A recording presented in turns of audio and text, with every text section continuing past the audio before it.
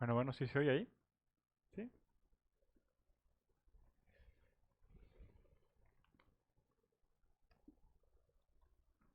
Limpiarme la garganta.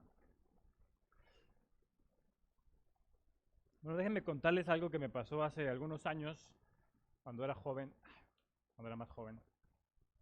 Bueno, yo estaba en otra iglesia, fue los primeros años del seminario, yo iba a otra iglesia, no voy a decir cuál. Pero me acuerdo una vez un domingo que el pastor predicó un mensaje evangelístico, compartió mucho acerca del cielo, y al final hizo un llamado al frente, ¿no? Quien quiera pasar, quien quiera aceptar a Cristo, pase al frente. Y solamente pasó una persona, bueno, un joven, más o menos como unos 13, 14 años.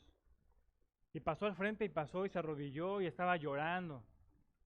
Y si alguien más, no, solamente era un joven que estaba ahí. Dice, bueno, ya empezamos a orar, oramos por él, demos gracias a Dios. Y el pastor me pidió esa vez que hablara con el joven. Y bueno, me lo llevé, fuimos a la parte de atrás de la iglesia. Y él seguía llorando por el mensaje que había escuchado. Y yo como que esperando a que se calmara le dije, ¿qué pasó? ¿Creíste en Jesús? Y estaba llorando, sí, yo creí en Jesús. Yo no sabía qué decir, o sea, ¿qué hago en este momento? Pero se me ocurrió preguntarle, ¿y por qué creíste en Jesús? Me dice, es que quiero ir al cielo para ver a mi abuelita. Y yo así de, ¿cómo? Sí, es que mi abuelita está muriendo, yo quiero verla en el cielo.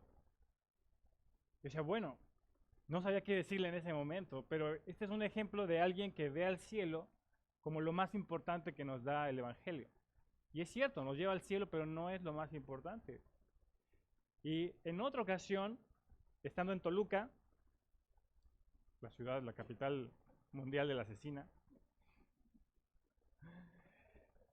el chorizo, bueno, fui de visita y ahí en el centro yo estaba escuchando unos predicadores. Eran cristianos, me quedé ahí escuchando y casi todo lo que estaban predicando era acerca del infierno. Y te vas a ir al infierno y los que no se arrepientan se van a ir al infierno. Todo giraba en torno al infierno. Y mostraban versículos bíblicos, mostraban los pecadores que van a estar en el infierno, pero todo hablaba del infierno. Y al final era, si no crees en Jesús, te vas a ir al infierno.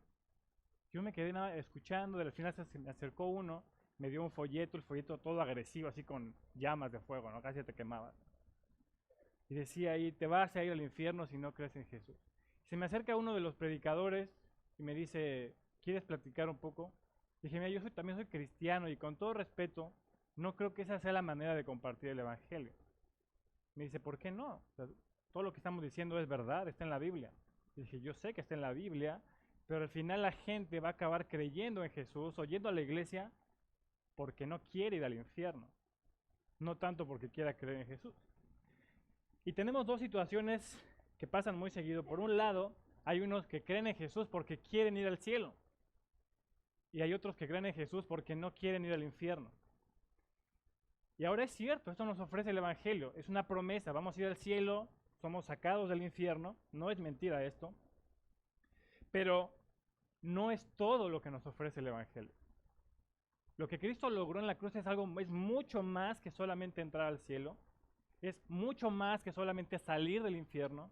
Es mucho más que solamente ser perdonados de nuestros pecados. ¿Qué es eso más grande? Lo más grande que Cristo logró en la cruz fue nuestra reconciliación con Él. El hecho de que hoy podamos tener una relación cercana con Dios. Los que antes estábamos separados, estábamos distanciados, hoy podemos tener una comunión. Hoy podemos tener una relación. Los que estábamos lejos, hoy estamos cerca. Lo más grande que nos dio el Evangelio fue a Dios mismo, no el cielo, no las calles de oro. Lo más grande que nos dio el Evangelio fue a Dios mismo. Y el día de hoy lo que vamos a hacer es ir de regreso a la cruz, vamos a nuevamente a ir a Cristo crucificado, vamos a repasar el Evangelio una vez más. Y allí en la cruz vamos a ver qué fue lo que Cristo hizo para que tú y yo hoy podamos tener una relación con Él.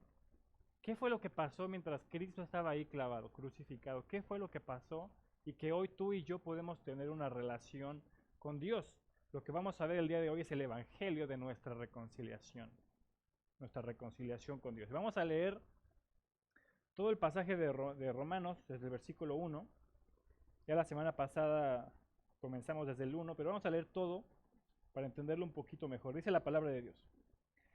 Justificados pues por la fe, tenemos paz para con Dios por medio de nuestro Señor Jesucristo, por quien también tenemos entrada por la fe a esta gracia en la cual estamos firmes y nos gloriamos en la esperanza de la gloria de Dios.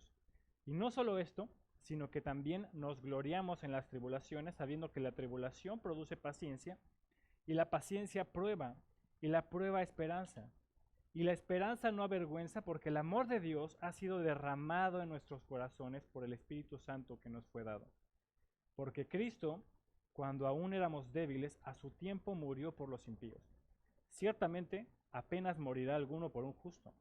Con todo, pudiera ser que alguno osara morir por el bueno. Mas Dios muestra su amor para con nosotros en que, siendo aún pecadores, Cristo murió por nosotros. Pues mucho más, estando ya justificados en su sangre, por él seremos salvos de la ira. Porque si siendo enemigos fuimos reconciliados con Dios por la muerte de su Hijo, mucho más, estando reconciliados seremos salvos por su vida.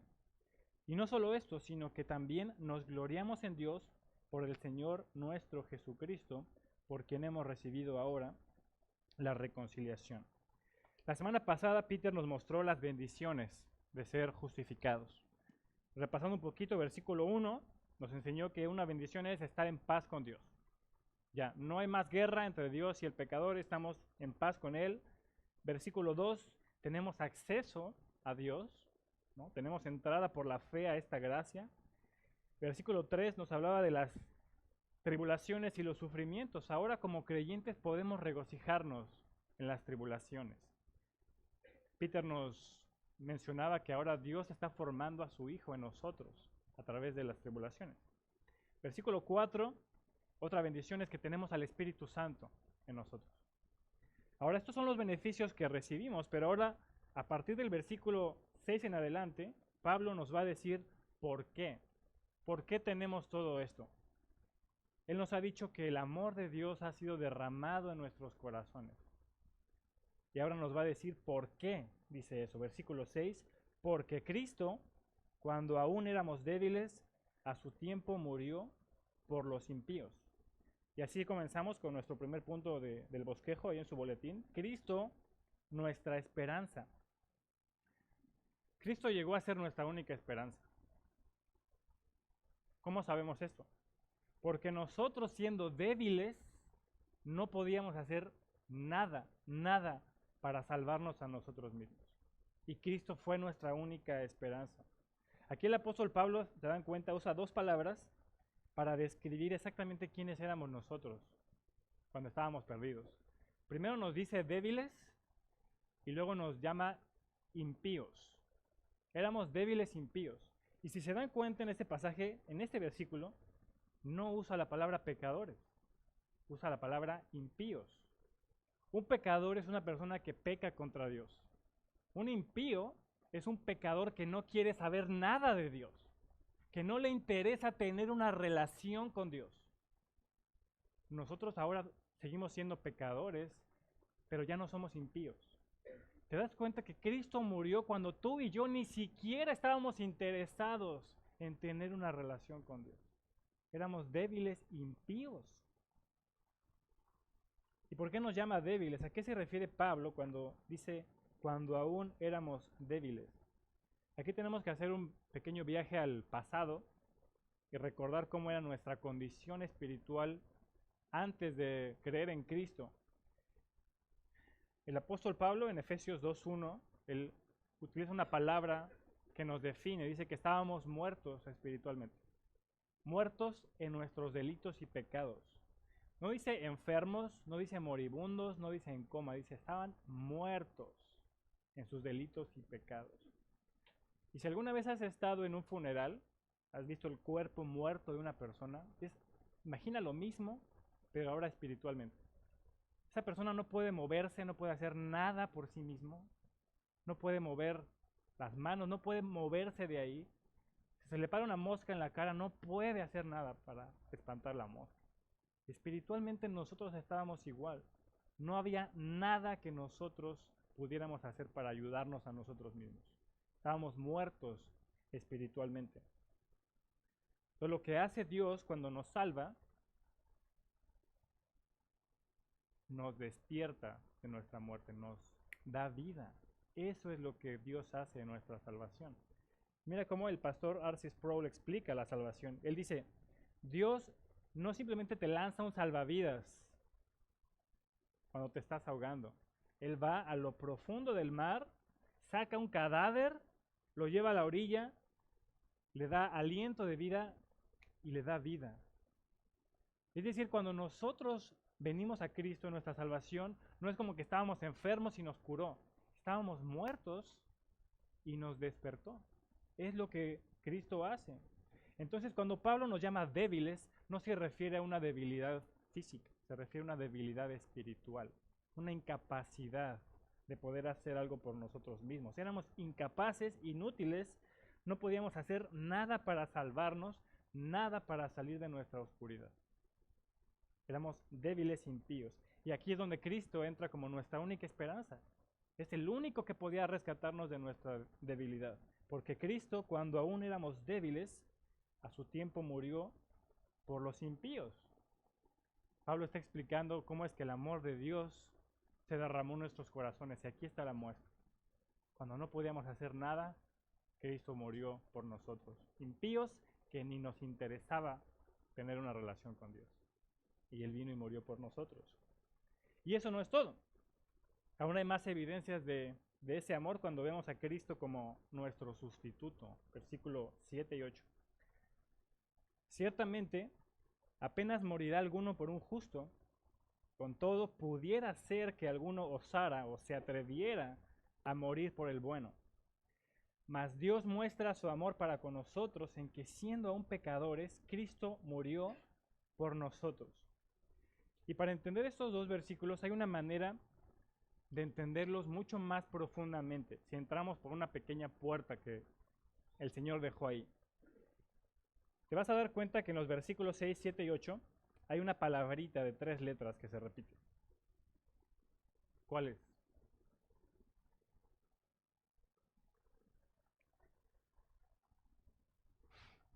Es la palabra por. Esa es la puertita por donde vamos a entrar para entender estos versículos. La palabra por puede tener muchos significados diferentes, pero necesitamos entender cuál es el significado de esa palabra por en estos versículos, y para eso necesitamos un poco de gramática. No voy a dar clase de gramática, voy a darles un ejemplo. Imagina una situación. Estás en tu casa y tu casa se está incendiando. Está llena de fuego, está llena de humo, y estás intentando salir, llegan los bomberos y no hay manera de salir. Entonces tomas un trapo y empiezas a caminar por debajo y llegas a una ventana, de repente empiezas a patear y sales. Logras salir corriendo, ¿no? Sin una quemadura, sin un rasguño, nada. Y la casa se quema, pero tú logras salir. Y afuera está alguien que te está esperando. Y cuando sales te abraza y te dice, te amo tanto que estoy dispuesto a morir por ti. Y en eso te suelta y corre hacia adentro de la casa.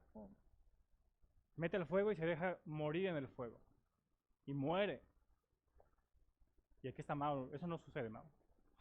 Llega un... Mau es bombero. Llega el bombero y te dice, wow, qué gran amor. Él murió por ti. Tú te quedas pensando, no murió por mí. Murió por tonto. No era necesaria esa muerte. No tenía ningún propósito esa muerte, aun cuando te dice, yo voy a morir por ti. Ok, ahora vamos a ver otra escena. La misma escena, tú estás en tu casa, te estás quemando, no hay forma de salir, ya buscaste por 2 ventanas, no hay forma de que puedas salir de tu casa. Pero afuera hay una persona que te grita, te amo tanto que estoy dispuesto a morir por ti. Y tú estás adentro, y esa persona consigue un abrigo, se mete, entra a través del fuego, comienza a buscarte y te encuentra. Y se da cuenta de que no hay forma de salir. Entonces te tira al piso, se quita la ropa, te cubre y se pone su cuerpo encima del tuyo. Y el fuego comienza a quemarlo. y el techo empieza a caer y ¡pum! Lo destroza, lo mata. Entonces cuando los bomberos logran entrar a la casa, ven que el cuerpo de esa persona está deshecho, está quemado, destrozado. Pero cuando lo levantan, ahí estás tú y estás vivo. Y dice, qué gran amor, Él murió por ti. ¿Cuál es la diferencia si los dos dicen murió por ti y murió por ti? En la segunda situación, los bomberos se dan cuenta de que Él murió en tu lugar. De que tú ibas a morir, pero Él puso su vida en tu lugar para que tú pudieras vivir. Y este segundo uso del por es como entendemos este pasaje de Romanos. Él puso su vida en nuestro lugar. Así que lo podemos leer ahora desde el versículo 6 al 8. Si sustituyes el por la frase en lugar de, entendemos mucho más profundamente lo que Cristo hizo. Versículo 6. Porque Cristo, cuando aún éramos débiles, a su tiempo murió en lugar de los impíos. Ciertamente apenas morirá alguno en lugar de un justo. Con todo, pudiera ser que alguno osara o se atreviera a morir en lugar del bueno. Mas Dios muestra su amor para con nosotros en que siendo aún pecadores, Cristo murió en lugar de nosotros. Cristo murió en nuestro lugar. No solamente murió por el gusto de morir, sino que tomó mi lugar en la cruz. Ahora, si eres de los que subraya la Biblia, puedes poner esa nota para que no se te olvide lo que Cristo hizo por ti. Ahí en tu Biblia puedes escribir. Cristo puso su vida como nuestro sustituto. No tendría nada de amor, si solamente Cristo va a la cruz por el hecho de morir. Quiero morir por ellos. No habría nada de amor, no habría nada de sentido en esa muerte. Pero Dios me muestra su amor enviando a su Hijo a morir en la cruz, tomando mi lugar. Él toma mi lugar. El castigo que yo merecía por mis pecados, lo recibió Él. El inocente murió en el lugar de los culpables, en el lugar de los pecadores. El que nunca pecó murió en el lugar de nosotros, los impíos. Ahora, ¿qué otra muestra de amor necesitas? El amor de Dios ha sido derramado en nuestros corazones y el amor de Dios se muestra en que Él envía a su Hijo a tomar tu lugar. Y dice el apóstol Pablo en el versículo 7 que difícilmente habrá alguien que dé su vida en el lugar de un justo. Que difícilmente vas a encontrar una persona que voluntariamente ponga su vida en el lugar de una persona justa o recta. Y sabemos que ni siquiera existe una persona justa y recta a los ojos de Dios. Y dice, bueno, quizá alguien, así muy remotamente, quizá alguien se atreva a morir por una persona buena. Quizá alguien esté dispuesto a morir para salvar la vida de alguien, una persona buena o bondadosa. Lo que Pablo está haciendo es una posibilidad muy remota, porque sabe que nadie lo va a hacer. Y Pablo dice, pero Dios. Y es increíble cada vez que encontramos esta frasecita en la Biblia. Pero Dios, más Dios, muestra su amor para con nosotros en que siendo pecadores, Cristo murió en lugar de nosotros. Pero Dios sí lo hace. Y siendo nosotros pecadores. Ahora Dios nos pone el ejemplo de lo que es amor verdadero. Él no solamente se queda en palabras diciéndonos, te amo profundamente, te amo demasiado. No solamente se queda en lo que Dios dice. Pablo nos está diciendo, pero Dios demuestra su amor para con nosotros. No se queda solo en lo que lo dice, sino en lo que hace Dios. Dios demuestra su amor para con nosotros en que siendo aún pecadores, Cristo murió en lugar de nosotros. Uno de los pasajes más claros de la Biblia donde podemos ver claramente que Cristo es nuestro sustituto está en Isaías 53. Y quiero que vayan. Isaías 53. Vamos a leer solamente 3 versículos para ver más claramente cómo es que Jesús tomó nuestro lugar en la cruz.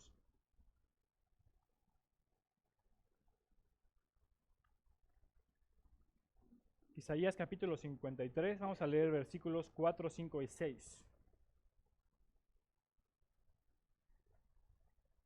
Dice, ciertamente llevó Él nuestras enfermedades y sufrió nuestros dolores, y nosotros le tuvimos por azotado, por herido de Dios y abatido. Mas Él herido fue, eso se refiere a los clavos, fue atravesado, perforado por nuestras rebeliones, molido por nuestros pecados, el castigo de nuestra paz, el castigo que era para nosotros, fue sobre Él, y por su llaga fuimos nosotros curados. Todos nosotros nos descarriamos como ovejas, cada cual se apartó por su camino. Y escucha esto, pero Dios cargó en Él el pecado de todos nosotros. O sea, ¿te das cuenta de esto? Nosotros nos rebelamos, nosotros pecamos, nosotros nos descarriamos como ovejas, pero Dios cargó en Él el pecado de todos nosotros. Cristo nuestro sustituto. Cristo tomó nuestro lugar. Éramos débiles, incapaces de salvarnos, y ahí vemos a Cristo como nuestra esperanza. Y Él toma nuestro lugar en la cruz, recibe nuestro castigo, y ahí vemos a Cristo como nuestro sustituto. Y ahí en la cruz, derramando su sangre, recibiendo el castigo de Dios, vemos a Cristo como nuestra salvación. Versículo 9 de Romanos 5:9. Cristo nuestra salvación. Pues mucho más, estando ya justificados en su sangre, por Él seremos salvos de la ira. Hace tiempo, cuando tenía pocos años de creyente, o bueno, realmente algunos meses, yo con lo poco que sabía intentaba compartirle el evangelio a una de mis tías. Y recuerdo que un día me puso en jaque porque no supe qué responderle. Y le compartí más o menos de lo que había aprendido. Y le dije, tía, Cristo murió por ti porque quiere salvarte. Y me dijo, ¿salvarme de qué? Y yo, no sé, solo sé que quiere salvarte. Y me dejó en jaque porque yo no sabía qué decirle. O sea, fue una muy buena pregunta. O sea, ¿salvarnos de qué? ¿De qué me salvó? Y es una pregunta, es una palabra, una frase que usamos mucho en nuestro lenguaje cristiano. Cristo nos dio la salvación, Cristo nos ha salvado, somos salvos. Pero ¿de qué nos ha salvado? ¿De qué nos salvó? Y sería bueno que tuvieras una respuesta para eso. ¿De qué somos salvos? ¿Nos salvó del infierno? ¿Nos salvó de la condenación? ¿Nos salvó de Satanás? Cristo nos ha salvado de la ira de Dios, principalmente. Nos salvó de la ira. Es lo que dice Pablo, versículo 9. Estando ya justificados en su sangre, por Él seremos salvos de la ira. En el capítulo 1, 18 de Romanos, dice, porque la ira de Dios se revela desde el cielo contra toda impiedad e injusticia de los hombres, que detienen con injusticia la verdad. Y durante todos estos meses, desde que comenzamos Romanos, hemos estado hablando una y otra vez de la ira de Dios.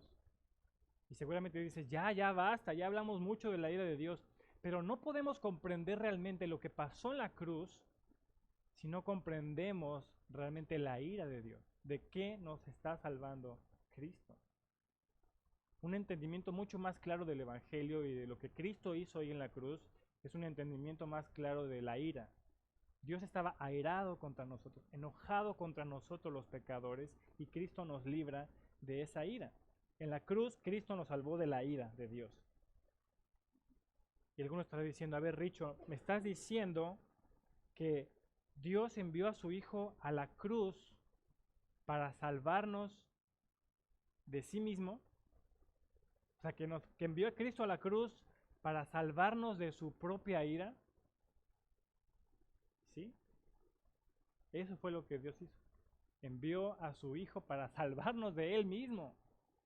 Porque ningún castigo se puede comparar a la furia de la ira de Dios. Y Dios nos salvó de Él mismo. Nos salvó de su propia ira. Sin duda alguna, Dios nos salvó del infierno, claro, Dios nos salvó de Satanás, del poder del pecado, de la esclavitud, Dios nos salvó de la condenación, sin duda alguna, la Biblia lo afirma, pero principalmente Dios nos salva de su propia ira, la ira de Dios. Ahora ustedes, no sé si recuerdan el año pasado el hermano que predicó en mi ordenación, y él cuenta la manera como le explicó el Evangelio a uno de sus hijos. Dice que cuando uno de sus hijos era niño estaba en la etapa de la rebeldía, y ya era tiempo de ser más severo con él. Entonces en uno de esos días de rebelde se lo llevó a otra habitación y le dijo, tengo que azotarte, tengo que castigar tu maldad, tu pecado. Entonces el niño ya con mala actitud dice, bueno, ya no, ya sabía que le iba a tocar. Y ya como que se acomoda para que lo azote, así como ya, como cordero al matadero se pone. Y ahí el hermano dice que, ¿cómo le explicó el Evangelio? Dice que puso su pierna entre el trasero del niño y el cinturón, y dice que esa vez golpeó mucho más fuerte de lo que golpeaba normalmente al niño. Pues el niño estaba esperando el golpe, ¿no? Y él puso la pierna, dice que dio, el cinturonazo iba directo al trasero del niño, ¡pum! Pero el golpe lo recibió su propia rodilla, su pierna. Y el niño así, ¿qué pasó? Y el papá otra vez, una, y dos, y tres. El papá está así como doliéndose. Y el niño así de, ¿qué está pasando? O sea, ¿por qué no siento nada, no? Entonces, cuando el niño se dio cuenta de que su papá se había lastimado, que había puesto la rodilla para evitar el golpe, el cinturonazo venía hacia él con toda fuerza, toda velocidad, pero la rodilla estaba reteniendo el golpe. ¡Pum! Y le dijo, yo debía castigarte. Dios debía castigarnos. Y toda la ira venía sobre nosotros. Pero puso a su hijo y su hijo recibió toda la ira de Dios. Y su hijo dice que esa fue la manera como entendió el Evangelio. Dijo, wow. Dice que cambió para siempre la manera como veía a Cristo. Cambió para siempre la manera como veía la obra de Dios y entendió por primera vez la cruz. Cristo nos salvó de la ira. No la desvió hacia otro lado. La recibió Él mismo. La ira venía hacia nosotros con toda velocidad, toda fuerza, pero Cristo la recibió en nuestro lugar. Dice 1 Tesalonicenses 1, 9 al 10. Porque ellos mismos cuentan de nosotros la manera en que nos recibisteis y cómo os convertisteis de los ídolos a Dios para servir al Dios vivo y verdadero, y esperar de los cielos a su Hijo, al cual resucitó de los muertos, a Jesús, quien nos libra de la ira venidera. Es decir, la ira de Dios todavía viene en camino. Y la ira de Dios viene todavía en camino contra los que no se han arrepentido. Pero dice que los que hemos creído, hemos sido librados de la ira de Dios para siempre. Ya no hay ira para nosotros, los que hemos creído.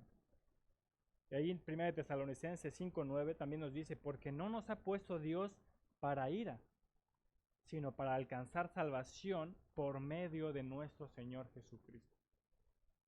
Si te puedes regocijar es, ya no hay ira para nosotros. Nunca más. Dios ya no está enojado contra nosotros, gracias a lo que Cristo hizo. Ahora, los que hemos sido justificados en la sangre de Cristo podemos descansar, podemos estar tranquilos, porque nunca más vendrá esa ira. Nunca más. Cristo nos ha librado para siempre. Cristo no solamente calmó a Dios por unos instantes, no lo contentó por un tiempo, Él satisfizo la ira de Dios, la quitó de nosotros. Y esa es una buena noticia para nosotros. ¿Y cómo fue eso? Isaías nos dice, todos nosotros nos descarriamos como ovejas, cada cual se apartó por su camino, pero Dios cargó en él el pecado de todos nosotros. Dios lo castigó a él en mi lugar. Cristo tomó mi lugar. Y ahora ahí no termina todo. Lo más grande que Cristo hizo fue lograr la reconciliación de nosotros, pecadores impíos, con Él. Lo que Cristo hizo en la cruz fue reconciliar a dos enemigos. Nosotros y Dios. Y vemos a Cristo como nuestra reconciliación, versículos 10 y 11. Dice, porque si siendo enemigos fuimos reconciliados con Dios por la muerte de su Hijo, mucho más, estando reconciliados, seremos salvos por su vida. Y no solo esto, sino que también nos gloriamos en Dios por el Señor nuestro Jesucristo, por quien hemos recibido ahora la reconciliación. Y quiero explicar este texto con dos personas que pasen al frente. Vamos a ir a Oscar, que es el más cercano. Volteando hacia otro lado. ¿Sí? Con Marcelo también, como que me vio con cara de que no quiero pasar. Ok, él va a representar al pecador impío y él va a representar a Dios. Vamos a ponerte más lejos, así como lejos, lejos, lejos. Están separados el pecador y Dios. Ok, dejemos aquí unas cositas que traje preparadas. Casi siempre cuando hablamos del Evangelio, lo que normalmente enfatizamos son las bendiciones que recibimos como pecadores cuando creemos en Cristo. Casi siempre son un montón de bendiciones. Hay estudiosos que dicen que son más de 70 cosas las que recibimos en el momento de creer. Hoy nada más traje 5, porque era mucha hoja. Ok, Él es el pecador que cree en Cristo. Y sí, la Biblia nos promete que Él tiene perdón de pecados, ¿cierto? Hemos sido perdonados. Aquí está tu perdón de pecados. La Biblia nos promete que entramos al cielo, ¿no? Porque seguramente vamos a ver a nuestra abuelita ya, ¿no? Si ella creyó. Ok, tienes entrada al cielo por creer en Cristo. La Biblia promete que ya somos librados del infierno, ya no hay riesgo de ir al infierno, hemos sido librados. También es cierto lo que dice la Biblia. Somos justificados, somos declarados justos, ya no somos culpables delante de Dios, hemos sido justificados de nuestro pecado. Aquí está. Y también tenemos vida eterna, promesa de vida eterna. Por creer en Cristo, por creer en el Evangelio, tenemos vida eterna. Ok, todo esto es verdad. Son bendiciones, son promesas que tenemos los que creemos en Cristo. Pero todavía no llegamos a lo más importante del Evangelio. ¿Qué es eso más importante? Quiero que vayan a 1 de Pedro, capítulo 3, 18. Estamos olvidando algo mucho más grande que nos da el Evangelio. 1 de Pedro, capítulo 3, versículo 18.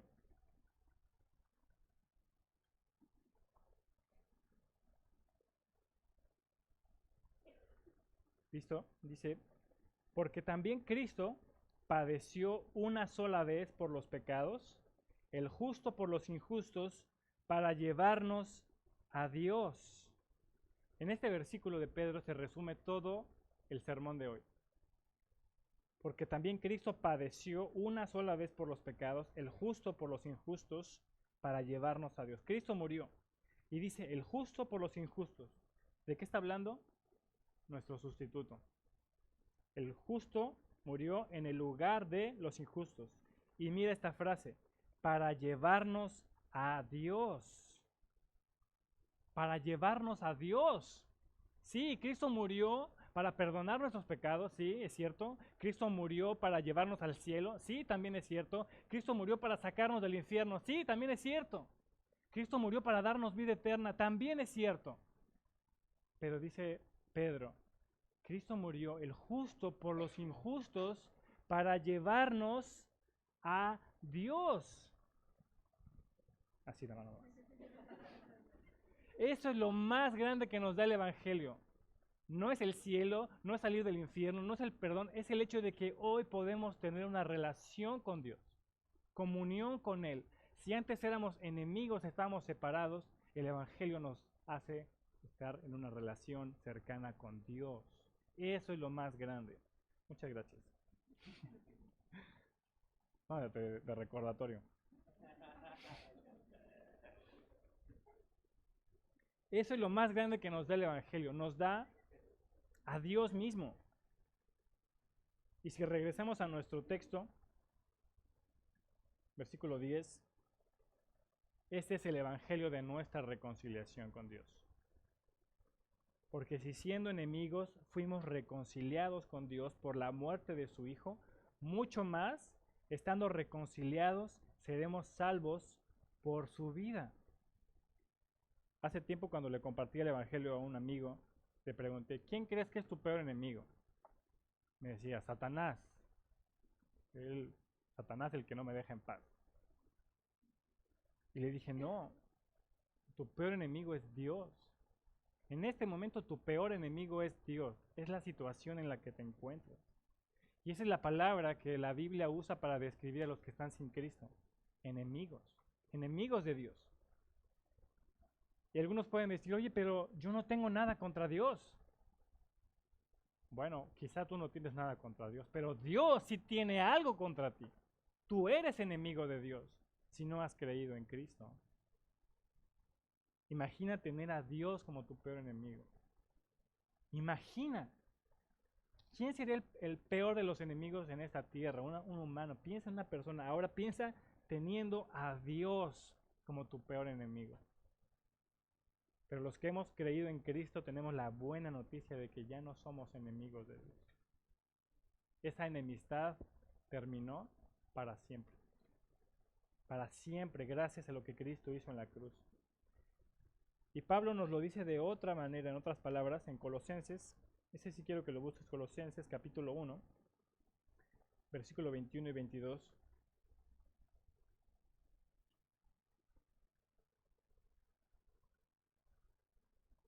Colosenses capítulo 1, versículo 21 y 22. Dice, y a vosotros también, que erais en otro tiempo extraños y enemigos en vuestra mente, haciendo malas obras, ahora os ha reconciliado. Dice, eran enemigos y ahora estamos reconciliados. Ahora os ha reconciliado en su cuerpo de carne por medio de la muerte, para presentaros santos y sin mancha e irreprensibles delante de Él. Una manera como podemos explicar lo que Cristo hizo con nuestra salvación es que nos ha reconciliado a dos enemigos. Y esa enemistad terminó. Ahora bien, si ves todo Romanos 5, del 1 al 11, imagina este pasaje del 1 al 11, imagínalo como una cadena con eslabones. Cada versículo es un eslabón. Pero el versículo 10 es un candado que une toda esa cadena y que lo cierra y que mantiene segura esa cadena para que no se abra. Eso es la forma como vamos a ver el versículo 10 ahora. Ahora, desde el versículo 1 en Romanos 5, hemos encontrado evidencia tras evidencia tras evidencia de que nuestra salvación está segura en Cristo. Es decir, en otras palabras, que nuestra salvación no se pierde, que nunca vamos a perder la salvación. En el capítulo 5 vamos a ver todas estas evidencias. Si ves desde versículo 1, aquí encontramos el primer eslabón de esa cadena, de nuestra salvación segura. Dice, estamos en paz con Dios. ¿Qué quiere decir eso? La guerra con Dios ha terminado. Ya no hay más guerra entre tú y Dios. Es el primer eslabón de la cadena. Segundo eslabón, versículo 2, tenemos entrada por la fe a esta gracia en la cual estamos firmes. Otra evidencia de que tu salvación es segura es que tenemos acceso a Dios y nada ni nadie puede movernos de ahí. Dice, estamos firmes. Otra evidencia de que tu salvación es segura, versículo 4, el tercer eslabón, tenemos al Espíritu Santo viviendo en nosotros. 5. Tenemos al Espíritu Santo viviendo en nosotros y nadie puede quitar al Espíritu Santo. Y el cuarto eslabón, otra evidencia de que nuestra salvación es segura, Cristo muere en nuestro lugar, versículos 6 al 9, y nos salva de la ira de Dios para siempre. Si tú eres uno de los que batalla a veces con dudar de su salvación, que a veces todos hemos pasado por eso, puedes leer Romanos 5 y ver lo que Cristo ha hecho. Estás en paz con Dios, estás firme, tienes acceso a Él, tienes el Espíritu Santo y la ira de Dios ya no está sobre ti. Ahora el versículo 10 es ese candado que cierra esa cadena. Nos dice reconciliados por Dios, con Dios para siempre. Y dice el apóstol Pablo, siendo enemigos, fuimos reconciliados con Dios por la muerte de su Hijo. Mucho más, estando reconciliados, seremos salvos por su vida. En este texto lo que vemos es la muerte y la resurrección de Cristo. En ese versículo dice que Cristo murió y aseguró nuestra reconciliación con Dios. Es lo que dice Pablo. Fuimos reconciliados por la muerte de su Hijo. Pero ahora eso no es todo. Cristo murió, pero también resucitó. Y Él está vivo. Y Pablo nos dice que gracias a que Él está vivo, Él asegura nuestra salvación. Nuestra salvación está segura en Él. Él resucitó, ahora está vivo y gracias a que está vivo, nuestra salvación está segura en Él. Es lo que Pablo dice cuando escribe, mucho más, estando reconciliados, seremos salvos por su vida. En otras palabras, seremos salvos porque Él vive. Gracias a que Él vive, dice el canto, porque Él vive, no temo el mañana. Porque Él vive, seguro estoy. Gracias a que Cristo vive, mi salvación está bajo candado. No tengo temor de perderla, porque Él vive. No se trata de mi obediencia, de mi perfección. Yo no estoy tratando de cuidar mi salvación para no perderla. No estoy aferrado a ella. Mi salvación está segura porque Cristo la asegura. Él aseguró mi reconciliación con Dios en su muerte, resucitó y en su vida está segura mi salvación para siempre. Es el candado que cierra esta cadena. Y Pablo termina en el versículo 11 con algo muy, muy práctico para nuestra vida espiritual diaria. Dice el versículo 11, y no solo esto, sino que también nos gloriamos en Dios por el Señor nuestro Jesucristo, por quien hemos recibido ahora la reconciliación. Ahora, no solamente estamos reconciliados, gracias a lo que Cristo hizo en la cruz, dice Pablo, hoy nos gloriamos en Dios. Ahora, ¿qué significa eso? Pablo dice, nos regocijamos en Dios. Hoy, gracias a lo que Cristo hizo, hoy podemos disfrutar a Dios. Podemos tener comunión con Él, podemos amarlo, podemos contemplarlo, podemos encontrar en Él nuestra alegría, nuestro gozo, nuestra satisfacción. Gracias a lo que Cristo hizo, al reconciliarnos, hoy podemos tener una relación con Dios. Nos gloriamos en Él, nos regocijamos en Él.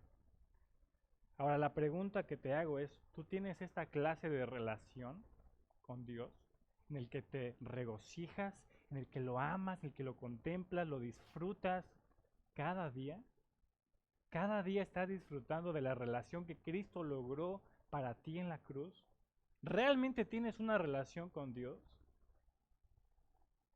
Ahora que estuve en Chihuahua en diciembre, me hospedé en casa de unos misioneros. Y en el desayuno me estaban contando la historia de uno de sus nietos. Dice que en la escuela les preguntaron cuál era su religión. Y ya todos los niños compartieron y le tocó el turno a él. Y él es hijo de creyentes, ¿no? Creyentes fieles que van a la iglesia. Y le dice el niño, bueno, yo no tengo religión. Dice la maestra, ¿cómo? ¿Eres ateo? Me dijo, no, o sea, sí creo que Dios existe, pero no tengo religión. Me dice, ¿cómo es eso? Dice, bueno, no soy católico porque no rezo el rosario. No soy testigo de Jehová porque no ando de casa en casa predicando. Tampoco soy mormón porque no leo el libro de Mormón. Dice, entonces eres cristiano. Le dice, no, tampoco soy cristiano. Bueno, mis papás me llevan a la iglesia, pero nunca leo la Biblia, nunca oro y ni siquiera tengo una relación con Dios. Yo me decía, wow, de verdad que este niño en su incredulidad reveló cómo se debería ver un cristiano cada día. Él decía, nunca oro, nunca leo la Biblia y ni siquiera tengo una relación con Dios. Cristo murió por ti, no para que tuvieras algo que hacer los domingos en la mañana, viniendo a la iglesia. Cristo murió por ti para que tuvieras una relación diaria. Y es increíble cómo hay creyentes que nunca buscan al Señor en su palabra. Las Biblias están abandonadas. Todavía cuando abren la Biblia, todavía están las hojas pegadas y huele a nuevo. La pregunta es, ¿cómo está tu relación? Cristo murió por ti para que pudieras disfrutar a Dios cada día. Pero ¿cómo está tu relación con Dios el día de hoy? Y hay muchas maneras de medirlo, pero hay una manera en la que puedes medir tu relación con Dios de una manera muy visible. Solamente mira tu Biblia. Casi todos tenemos una Biblia favorita. Tenemos a lo mejor 3, 4 Biblias, pero tenemos una Biblia que es normalmente la que usamos. Normalmente un cristiano que tiene una comunión fuerte con Dios, que busca al Señor cada día y que pone la palabra de Dios por encima de todo, ¿cómo tiene su Biblia? Tiene su Biblia destrozada. Tiene su Biblia sucia, tiene su Biblia rota, tiene su Biblia deshojada, subrayada, llena de notas, con manchas de café, con manchas de bilé, con tierra, con grasa. Tú ves la Biblia de una persona que tiene una comunión fuerte con Dios y es una Biblia despedazada. ¿Por qué? Porque la usa todo el tiempo, está buscando al Señor todo el tiempo. Pero si tú eres de aquellos que después de años de haber sido reconciliado con Dios, tu Biblia todavía huele a nueva, ahí te puedes dar cuenta cómo está tu relación con el Señor. Solamente ve tu Biblia, porque los que queremos buscar al Señor, vamos a la Biblia y queremos conocerlo y queremos amarlo más y queremos saber qué es lo que dice. Y nuestras oraciones están llenas de su palabra. La palabra de Dios es el centro del cristiano que tiene una comunión fuerte. ¿Cómo está tu Biblia? Es una manera de poder evaluar. Cristo murió por ti y por mí en la cruz. Más allá de llevarnos al cielo es para que pudiéramos disfrutar a Dios. Cada día, cada momento. No solamente los domingos. Estamos reconciliados en Él para gloriarnos en Él. Hermano, hermana, tenemos acceso a Dios para disfrutarlo, para gloriarnos en Él, para regocijarnos en Él. Disfruta a Dios cada día, hermano. Disfruta a Dios. Vamos a orar y me gustaría terminar con un canto, si me ayuda el grupo de alabanza. Un canto que nos recuerde este pasaje de lo que Cristo hizo tomando nuestro lugar. Vamos a orar. Señor, una vez más, gracias. Gracias por lo que hiciste en la cruz.